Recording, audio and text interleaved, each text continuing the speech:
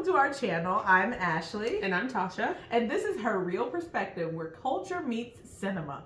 Each week we'll be reviewing TV shows and movies and discussing them through the unique lens of a Black woman's perspective. This week we're talking about Cross. On Amazon Prime. That this show is based on the Alex Cross series by James Patterson. Like 32 books or something, you said? Oh my gosh, yeah. So I think it's like 36 books, which is outrageous. Yeah. Too much. Yeah. Yeah. And just a disclaimer, we have not read the books. Right. We have not seen the Tyler Perry movie that he started we have several years ago. So we're coming into this very fresh and new. Yes. So, but I heard that this is also tied to, in some way, or reflective of, I don't know, Kiss the Girls. Did you ever watch that movie? It has Morgan Freeman and like Ashley Judd. It's an old movie. Yeah, I remember us watching that together. Yeah. But it was a very long time ago. So yeah, I saw some similarities new. Though when I was watching it to, not a whole lot, but like one scene I was like, oh, this reminds me of Kiss the Girls. Okay, alrighty. So maybe I need to go back and watch that. We're going to be going over, reviewing, discussing the first 4 episodes of this 8-episode series. Cross stars Aldous Hodge, Fave. And the synopses are very short for each of the episodes. So episode 1 just says Washington, D.C. Detective Alex Cross is called to solve the case when a Black Lives Matter activist is killed in cold blood. All right, so the first episode is called Hero Complex, and it certainly sucks you in the first 2 minutes of the show. Oh and another disclaimer, we will be discussing spoilers, so if you've never seen this, then I would recommend and you don't like spoilers. Yeah, maybe pause and within the first 2 minutes you'll be sucked in, so go watch. But yeah, so Alex is out with his best friend John Solomon, I believe is Samson. I thought Samson was his first name. Yeah, me too. Closed captioning on. Yeah. And I was like, oh, his name's Samson. Yeah, it's different. Yeah, okay. So, but it is John. Yeah, so they're on a double date, and unfortunately, Cross's wife gets murdered on the pier or wherever they are. Mm-hmm. And then we jump to a year later, and he's in the police department. He's ready to ask for a leave of absence to deal with family stuff, of course. Mm-hmm. And he gets sucked into this whole case. But then we get insight into his interrogation style. We learn that he is a PhD doctor, and I guess is it psychology? In psychology, yeah. So he's got that ability to get into people's minds and kind of understand them a little bit, and do more than what they think that he's able to do. And you see that with him interrogating this white supremacist guy. Yes, he's certainly a white supremacist. He doesn't say it outright, but bro, dude. But he is. Yeah. Yeah. He also has the ability to stay calm because he understands what the suspect, at least in this scene, is trying to do. He's trying to rile up the Black male police officers and get them to react physically with him or something. Yeah. And which worked. Yes, absolutely. The first time with a different person. But you definitely see that comparison of the one guy who's like, I'm going to beat you up now, which was okay, I guess. So I'm not a police officer, but I'm like, dude, he deserved to be attacked. What the heck? When are you gonna you're gonna slap him? Okay, you're gonna go and not slap him, because typically you don't slap him, but or maybe you do. I don't know. Yeah, I don't know. Whatever. But so it's a liability. Yeah. Right? The lady's when the guy goes to beat him up or whatever he does, and he comes out, and the first thing the lieutenant says is, "Are you dumb? Yeah. You can't do that." Certainly understand that. Understand the feelings, but you can't act on it. Did you hear what he said to me? Yeah, he was saying some wild stuff, calling him boy and stuff, and he's like, does your boy know how to read? Yeah, bro. Okay. Yeah, I see what we're doing here. Yeah, and so then Alex comes in and talks to him psychologically and stuff, and he's very calm, and the white supremacist man is trying to insult him, but he's not bothered by it, and then he ends up riling the guy up and talking about genetics and things like that. Oh yeah, the guy says that he's Cross says, like, oh, you think you're smarter than me. Yeah. And he says, well, I mean, yeah, it's a matter of genetics. Like, of course I am. And then, we looked at us on here. And then Cross talks about, he's like, oh yeah, that must be why my penis is bigger than yours. Yeah. Genetics. That was hilarious. Yeah. And the guy was like, oh. Yeah, he was looking all uncomfortable, and then Alex stood right next to him. Yes. Jumped right next to his face. Yeah. Freaking hilarious. Yeah. So funny. Very funny scene. But yeah, so you see how Alex Cross. Aldous Hodge. Yeah. Yep, we're gonna get it. So yeah. So then our next scene, we see Amir. Oh wait, I just wanted to say, yeah. After this scene, so Alex like breaks it down. He starts talking about free chicken. Is that what the yes, have you heard phrasing that he was using? Yeah. Free chicken is like getting something without having to work for it. Mm-hmm. And so he basically like insulted him, got him riled up, all of that jazz. And he was like, yeah, like free chicken, like you confessed. I had to do no work. Yeah. You confessed. Free chicken. Yeah. And then he says, any nigga with a PhD in psych would know that. Yeah. And then it shifts into Every Day I'm Hustling. Oh my gosh. Yeah. The music is great. It's great. The music is great. I love it. Yeah. The music is great. Okay, yeah, I'm really gonna like this show. So good. Yeah. Okay, so then we go to Amir being killed. We don't know what's going on. We just see somebody like cutting his dreads. He can't move or whatever. Oh yeah. And then they show him like in a car slumped over and stuff like that. So so that's crazy. My thoughts jumped to when they're talking about it with the people that are in charge, and they're like trying to hurry up and sweep it under the rug and solve it. Yes. I'm like, are these people like this in real life? Yeah. Like, unfortunately, because what our police department supposed to do is solve a crime, not decide that this is what happened and then make everything show that, which is what they were trying to do. They were like, no, it's obviously suicide. Yeah. So you just write up your thing and say it's suicide. Yeah. You go talk to these people, black man. Yeah. Go talk to these other black people who are upset. Yes. That this man is dead now. They think that he's murdered by the cops.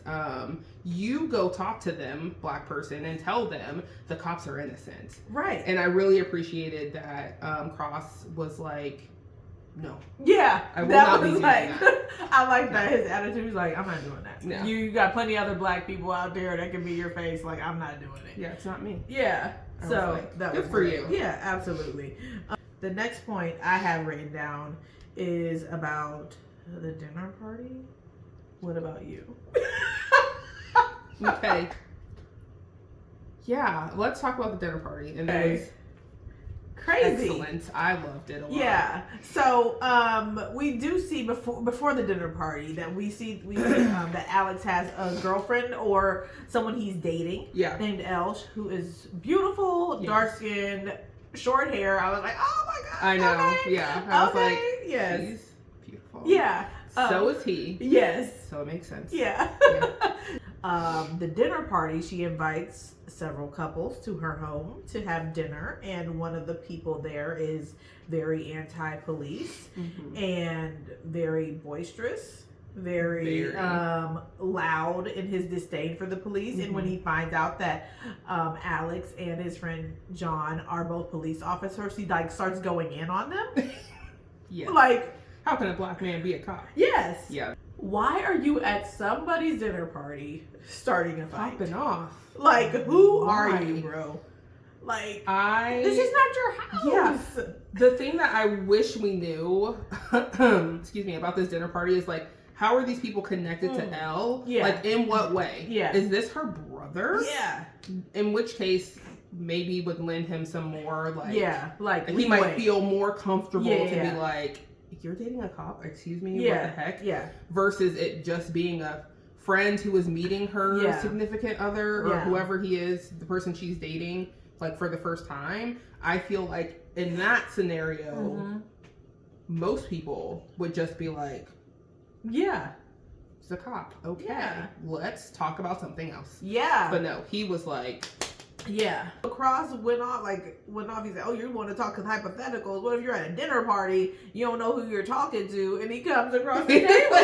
I really wish I would have written down, I don't know why I didn't. I wish I would have written down the entire little speech. Yeah. But it goes back to Cross's, like his experience as a psychologist and working for a police department. Obviously, this man is not a suspect, right? But he's still maybe trying to get a rise out of him. And so he handled him in a very similar way as the way he handled the guy in the police station. And he was just like very cool, calm, and collected. Like, oh, so we're talking hypotheticals. Okay. So you're at a dinner party and you're talking shit.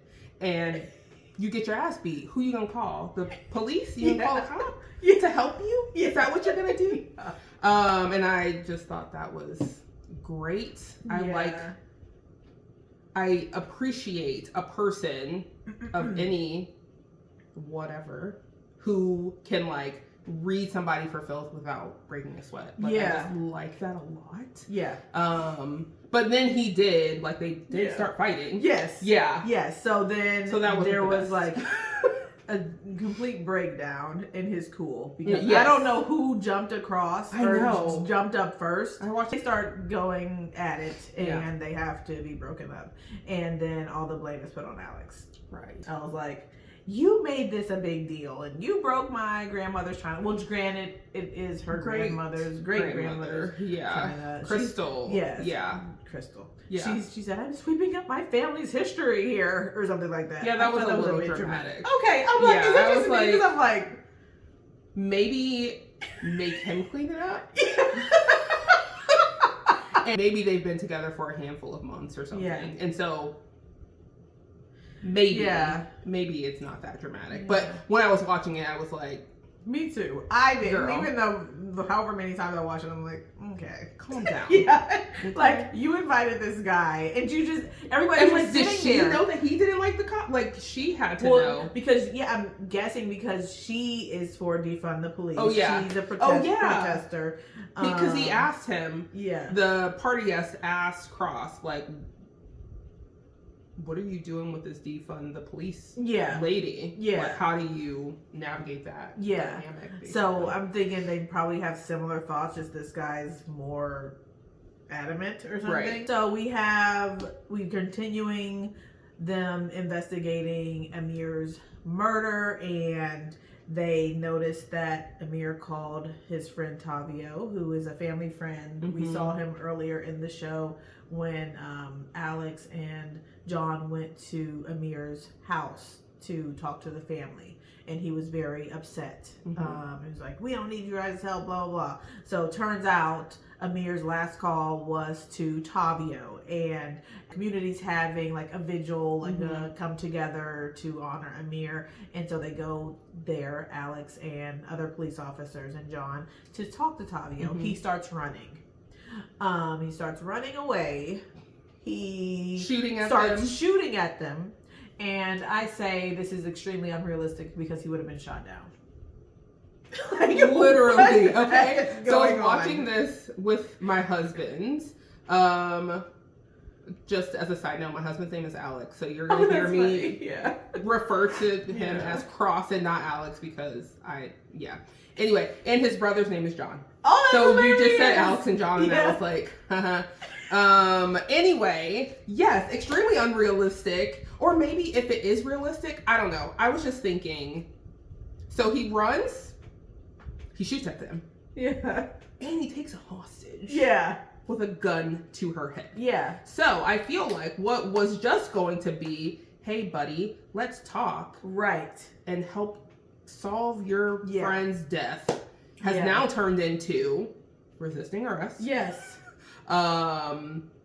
I don't know, attempted murder. I don't know. Yeah. You're shooting at people. Yeah. And you took a hostage with a gun to her head. So now, yeah, even if we just wanted to talk to you and we were successful in doing that, we have to be like, cool, thanks for the information. However, you're under arrest. Yes. We find out later he's like, I didn't do it, I didn't kill him. Like, that's like the first thing that he says to them. Once he starts to talk and is done running and putting guns to people's heads. Yeah. Or while he has the gun to the lady's head, that's the first thing he says. So he's looking at this as like, oh no, they think that I killed him. I have to get out, like, let me preserve myself. Yeah. I feel like running, sure. But the other stuff, I was like, yeah, I know. Why are we doing this? Yeah. I don't know.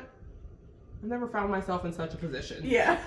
So they go in, they're like chasing him, dodging the bullets, whatever. He has his a hostage, and Cross is like, hey, we can talk about this. Like, put down the gun. You can't, we can help you. Right.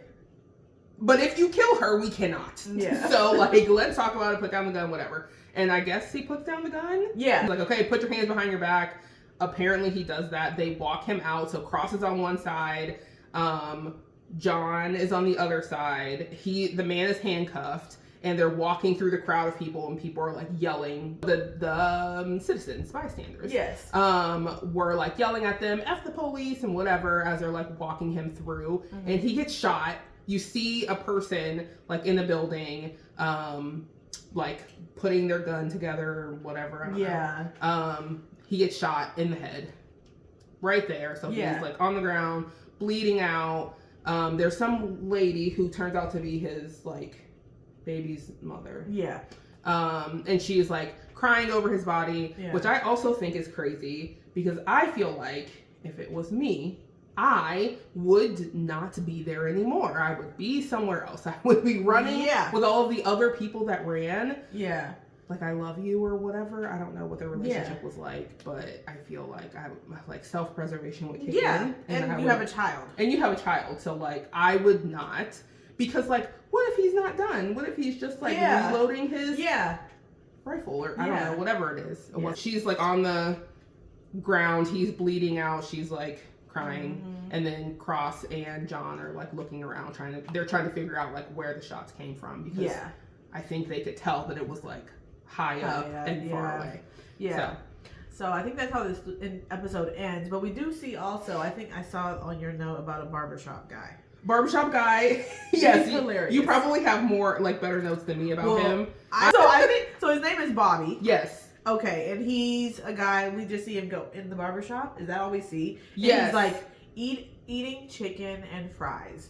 And they remind me of Kim's Wings and B&M in Cleveland. So you have to have that. I mean, if you like, it's like if that's your they're thing. Sloppy and stuff, like chicken's covered in barbecue sauce, fries are covered in barbecue sauce, and it's just delicious. So that was my note. I love that. I did not note that, but yes, it's a good point. I showed him walk in. He's like, hey, like, hook me up or whatever, and he like, sits down to eat, and then he gets a text message that says something. I don't know what. But he says, "Oh, you're gonna have to catch me next time. A little young thing." Like texted him essentially, but it wasn't. It was not. It was someone telling him to like go take care of Tommy. Right? Oh, so he's the sniper? Is Bobby the sniper? I believe I never made that connection. Yes, I believe so. So we talked about like this main plot of like Amir's death and all of that jazz, but there's a subplot as well, which involves Alex Cross's family, he himself and his family being stalked by someone. They don't know who it is. Someone who works in the department, Chris. But he says, "Oh, secret admirer, you have some more flowers," or something like that. So apparently Cross has been getting flower deliveries at work. Anyway, so he has this secret admirer, and at some point at his house, I think they like leave and go to church. They do, sure do. Yes. And someone comes into his house, and they put there's a scarf, a Redskins scarf on hanger, and they hang it up in the closet. His wife is killed at the very beginning of the episode. She is wearing a Redskins scarf. There are gunshots. He goes to figure out what's going on. She's on the floor, bleeding out. She does not have the scarf on. His son, he has a son named Damon and a daughter named Janny. Yeah. Cross gets a call from the son's school. He needs to come in. He comes in and the principal tells him, like, hey, your son is wearing Redskins gear. Yeah. We don't allow that. We asked him to take it off, you know, put it in his locker or whatever. He has refused. Cross is no longer listening to the principal because he's like, where did you get that scarf? So he asks the kid, where did you get the scarf? The kid says, in the closet. Cross says, in our closet? He says, yeah. In mommy's closet. In mommy's closet, yeah. And then Cross takes that to John and he's like, my son was wearing this today. It is my wife's. He said he found it in our house. It was not in our house. She was wearing it the day that she was murdered. It was not recovered from the scene. Yeah. She wasn't taken away in it. I don't know. Like, we never found it. We never saw it again after that day. And so he's like, run ballistics on this. Let's see if we can pull DNA. Yeah. The ballistics come back in this same episode at the very, very end. And John tells Cross, okay, we ran it. Most of it was your wife's DNA, her hair or whatever, which obviously makes sense. But there was one hair that was Caucasian. And so we're like trying to figure that out or whatever. But the weird thing was it wasn't like intertwined in the scarf like it would be if it just got pulled out when someone took it off from around their neck or whatever. It was tied to the scarf. So someone deliberately put it there. Yeah. And I feel like that was the end of the episode. Yes. Okay. Yeah. So great. Because I wrote none of that down. Oh, yeah. I was like super into this. Like, what is going on? I didn't write any of that, but I remember all of those things.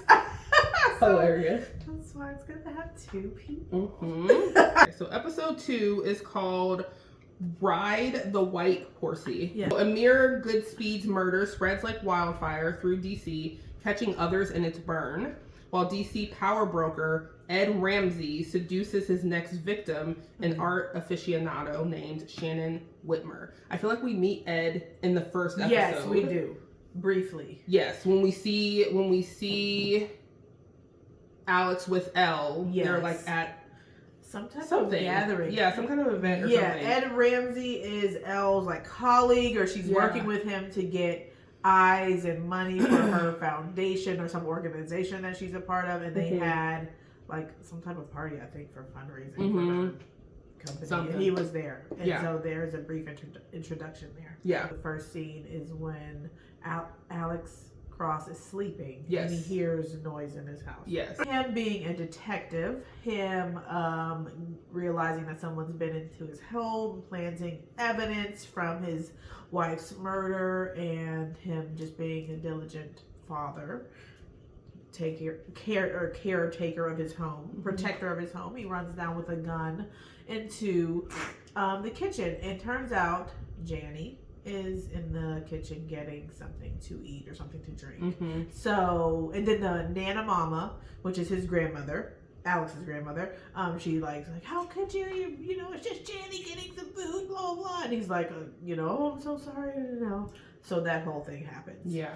I feel like that was like a really scary scene. Obviously nothing happened. He didn't pull the trigger or anything. Yeah. But like, he is in this mindset of, and I mean, it is happening. Yeah. Like, there is someone trying to harm my family. My wife has already been murdered. Someone is now coming back to maybe harm me, to harm my kids, my grandmother, whatever, what have you. And it seems like he's not really dealt with the trauma of his wife being murdered. Yeah. And we know because John talks about it like later in the episode. So I was on the edge of my seat. Yeah. Because I'm like, oh my gosh, it's gonna be one of his kids or the grandmother. That is like all I was thinking, because the person who planted the scarf was in the house when the rest of the family members were in the house. Yeah. Like, they left and he came in, but then the family came back home and he was still in the house. Yeah. and no one heard anything. You didn't hear him walking around. He was like in the daughter's closet. Yeah. And like no one knew anything. He was able to slip out without anyone noticing him. And so I was just like, there's no way that this is that person. Yeah. So yeah, I was thinking, why are people getting on him? He's trying to protect his house. Know. Like, so John comes, he's like, how could you do that? Like he did it on purpose, first of all. How could you do that? You pulled a gun and stuff. He's like, I'm trying to protect my house. He's like, anybody else who had, if someone else said that to you, you'd know they'd be in a straitjacket or something like that. Oh, yes. Oh, my gosh, like, yeah. What was he supposed to do? If someone is stalking him and he hears noises, he's going to go downstairs. Granted, of course, it's not an ideal situation. Oh, yeah. There was like an overreaction to him. So, I mean, an overreaction in blaming him. Yeah. So, all right, so we see that we're going back to trying to solve Amir's murder, and then of course now Tavio's murder. And they notice that Tavio's phone is missing, and they're going back and forth. They're trying to basically say that Tavio's sniper shooting was another gang-related shooting in retaliation for Amir. And they're like, are you kidding? No. They said, so you think people in the hood are walking around with sniper rifles? Like they're trained backup assassins? Right. Like, are you guys kidding? Yes. And there's a black lady who's like advocating for this storyline. That lady really pissed me off. My husband, Jamar, was like, who said that? I was like, it was her. He's like, I know it couldn't have been a black woman. Yeah. It was. So yeah, I'm looking like, are you trying to get a promotion? Like, what is this? What are you doing? Yeah. Anyway. So then Cross is like listening, and then he's also like play back the video, and he sees that Tavio's girlfriend, who Tasha mentioned earlier, was all over the body and stuff and crying and things like that. So she has taken it upon herself to steal the cell phone. Why are you doing that? Literally. Lady with a child.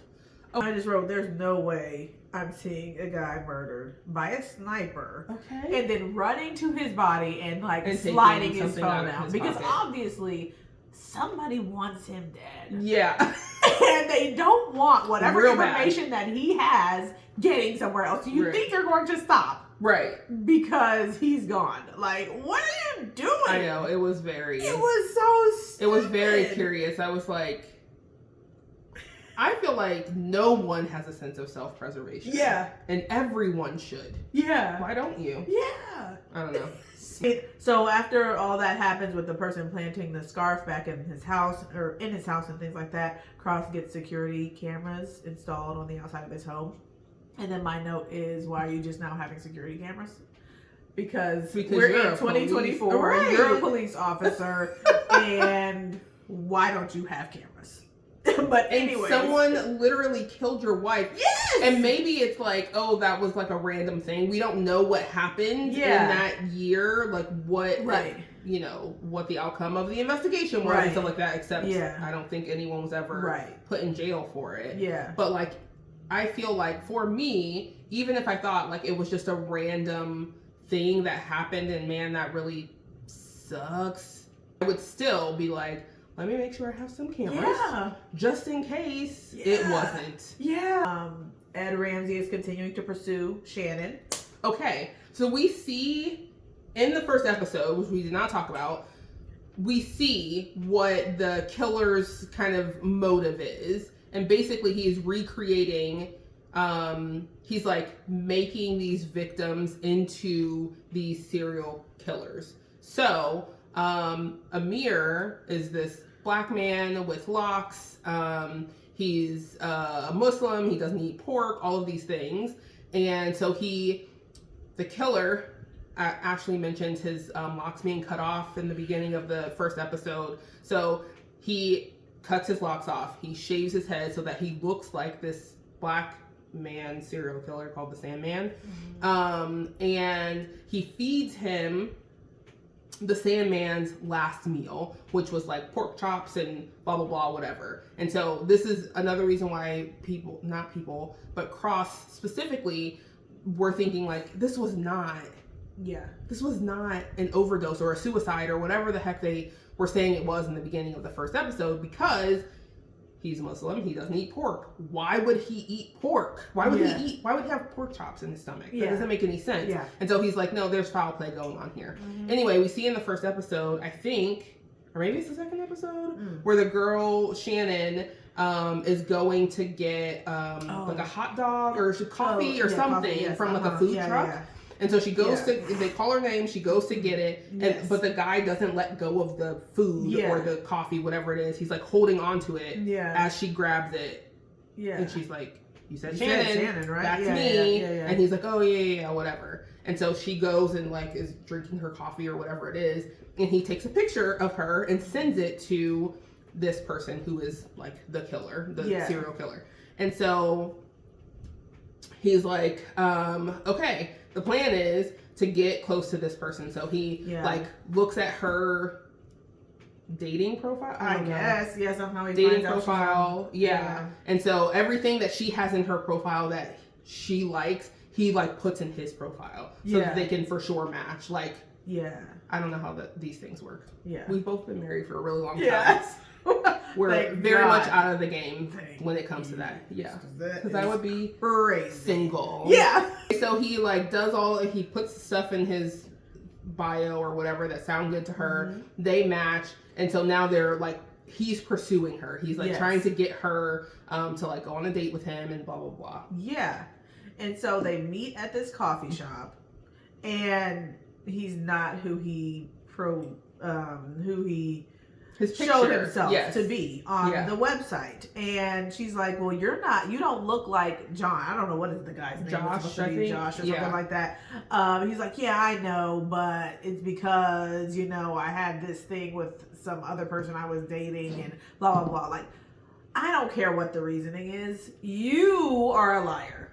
Why would And I was so with her because she was like, okay, bullshit. Yeah. Thanks, bye. I'm leaving. Yeah. And she said it twice. Yes. She was like, okay, great. Yeah, I'm calling bullshit on that too. Yeah. And she got up like she was leaving. And then somehow, I don't know how, he changed her mind. He was just like, charming, you're already here. Let me just buy you breakfast. Was he charming? No. To me, no. And he wasn't cute. So like, if it was Alex Cross, I would have been like, wow, you don't look anything like your picture.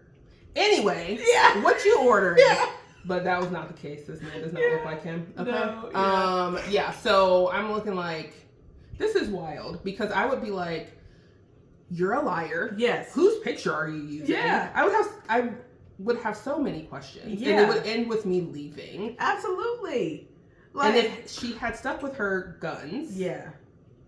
We wouldn't be in this situation. Yeah, absolutely not. Or maybe we would be, but not because she was dumb. Right. And decided to give him a chance. Yeah. Which is crazy So she has breakfast with him, and then we can see that they are going to continue on in this courting or, at least talking and being friendly with each other. Right. Shannon is dumb is what I wrote.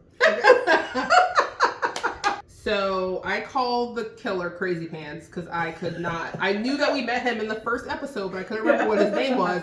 And then no one says his name, I think, until like episode 3 or 4. Okay. And so I put Crazy Pants and Lady go on a date to some type of museum. So like he charms her into breakfast. Oh yes. And then they go to this museum. Yeah. And they're like walking through, and she is really into art, and so is he, it seems. Yeah. And so they're like bonding over this whatever. Yeah. She begins talking about trying to get a job at the Ritz-Carlton. Like she does something at some other like hotel. Interior design, I think. Yeah. At a hotel, but she wants to get to the Ritz-Carlton because she has unlimited like freedom in her whatever it is that she wants to set up aesthetically, or I don't know. I don't do these things. The museum they went to was like a death museum. Did you get that? Yes, it was like very, very creepy. Yeah, like I have on here that Bobby is tweaking. Oh yeah. So Tavio's girlfriend is trying to get his phone to someone that can help them. Yeah. So she ends up calling the reporter. Okay. Yes. Okay. So she's like, she gives her son, Vanessa is Tavio's girlfriend. She gives her son to her sister, and she's like, okay, take care of him. You're going to be with Auntie whatever. I don't remember what her name was. And I'm going to go, but I'll be back. And when I come back, you can ride the white horsey, whatever. So that's where the name of the episode comes from. Yeah. So she's scared shitless. Yeah. Which makes sense, right? Yeah. Because she took his phone. Yeah. And she's like, someone is going to be coming for this phone. Yeah. Yeah, someone is going to be coming for it. Yeah. She ends up leaving. To us, it seems like she left. She left town. She's no longer there. And she's in this like hotel room. It's not the case. She's in a hotel room in the town. Yes. Because that's Just why not the at her kid house. knows about the white horsey. Right. Bobby, the sniper person, the crazy man, is like in the hotel room next to hers. Yes. I think he says tonight's looking like whiskey or gin. Yes, because he was at the liquor store when she was on the phone. Oh, that's I'm like, right. Lady, you think people are after you and your back is turned to the front You're of the not store. paying You're not attention. paying attention to anything. Yeah. Like, what are you doing? And so he was at the same store, like Yeah. obviously watching her. Following and then her, he asked the person at the front, whiskey or gin? Yeah. Like doing lines of cocaine and Yeah. was he jumping around this hotel He's room? going He's like wild. listening to music and like doing all of this stuff. Yeah. And I'm like, okay, confusion. I don't know what's happening. But he was gearing up to go get her, it seems to me. Yeah. So she at some point left the hotel room. Oh, she left the hotel room to go to the store. Yeah. And then when she came back, he was in her room. Yeah. Just like talking to her. Like it was like, hey buddy, what's going on? Is like torturing her. Like Cross, of course, is like very good at his job. So he figures out, he talks to the little boy, to the son, and he says something. Yeah. I know. I was like, How are you what doing that? Yeah. But Anyway, anyways, okay. everybody's just doing what they want to Yeah. do. But he talks to the kid, and I feel like the kid said something about the white horsey or something like that. And So then he's like, then he figures out like where she has to be, or at least in the area. She must have turned on the phone, turned on Tavio's phone because it pinged on a thing. like a tower. A tower, yeah. Yeah. And so then they were like, okay, we can kind of sort of like figure out where they are or whatever. And then he's like, oh yeah, that's where the white horse thing is or whatever. Yes. So and as she's being like tortured in this room, he's trying to get her, Bobby is trying to get her to put in the code to unlock the phone. Yeah.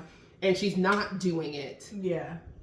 As he's like doing this to her, he hears them. He hears the police officers like Going room 10-4, blah blah blah, whatever. He Yeah. sees someone running by, and he's like, okay, great, like they're here.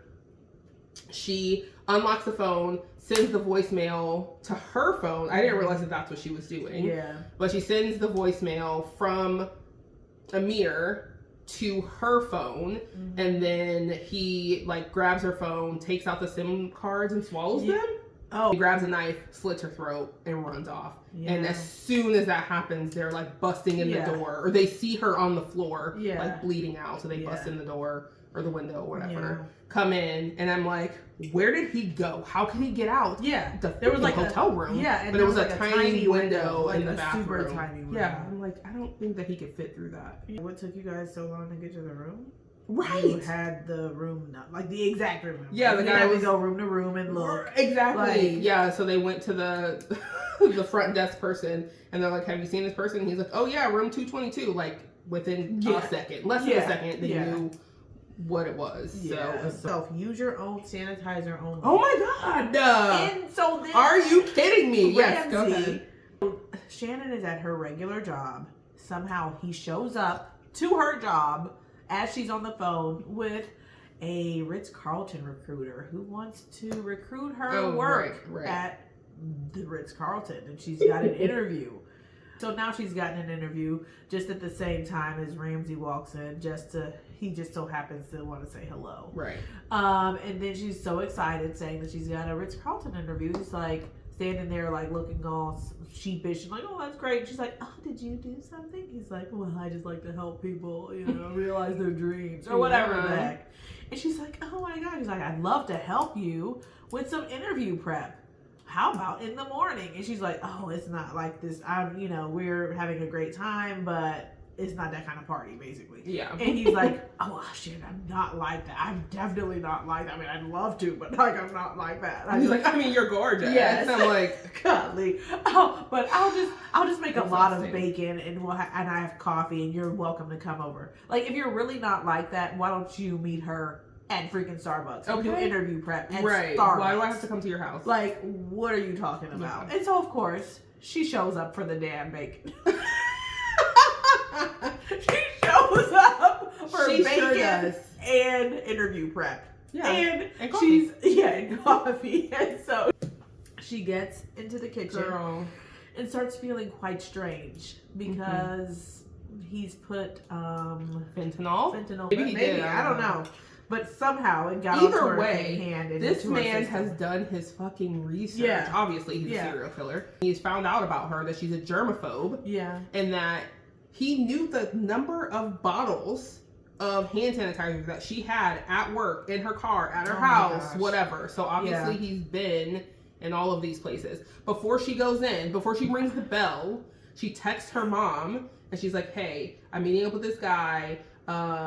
If something weird happens and I don't show up or whatever, call the cops. Yeah. And I am thinking, why would you go inside?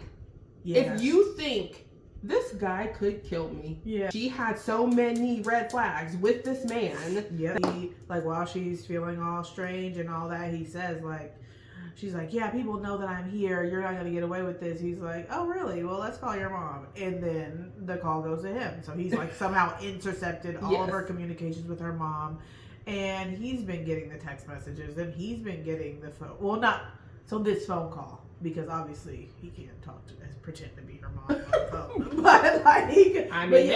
Yeah, I know, right? Yeah. Who knows? But yeah, and so that's how this episode ends. Yeah. The only other, well, probably not the only other thing, but again, a nod to the music. Oh, yeah. From this series is great. Yeah. So at some point they're playing Weak by SWV. Oh my gosh. So I think Alex, does he go to her house? Yes, they're having a day. He like went and brought a replacement or something like he replaced great grandma's crystal whatever.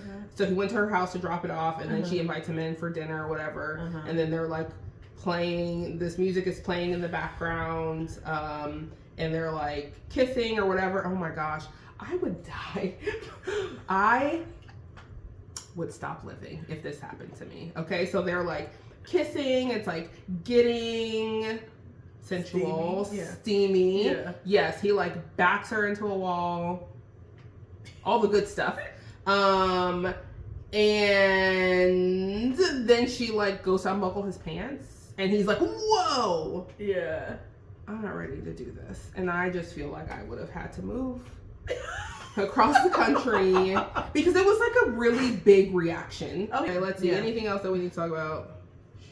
These people. Oh, the voicemail. Okay, so somehow they recover the phone or the voicemail. Because they go to the little baby again, the little boy again, and somehow Alex taps into his tablet, which is connected to his mom's phone, and he gets the voicemail that away. So when mom, Vanessa was her name, when she sent the voicemail to herself on her phone, it also went to her tablet, which the son had possession of because they were like talking about her leaving, and she's like, here, take mommy's tablet and like play a game or whatever to just like distract him. So how would he know that that's a thing that she did though?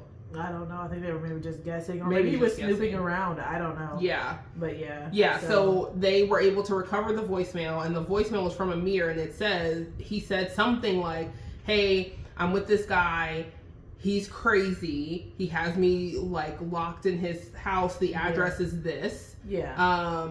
But what happens? Because Amir didn't show up. I mean, not Amir. Amir is the guy. Tavio didn't show up, so did he not get the voicemail? Yeah. But she is fighting to protect this voicemail. Yeah. So did he get the voicemail and just not go? Because that seems shady. If this is like your best friend, like you are the person that I'm calling when I'm about to be murdered, they have to be very close. Right. Yeah. So I don't know. And it was the day that he was found. It was like the voicemail was from the day that Amir's body was found. Okay. Like in the car or whatever. So it had to have been like he knows that he's about to die. Yeah. Why would he call Tavio if they weren't cool like that? Right. And why would Tavio get the voicemail but then not do anything about it, either directly, like himself, or indirectly by calling the police? I don't know. Yeah. People call the police, I guess. I don't know. What's that? Yeah. All right. It's fine.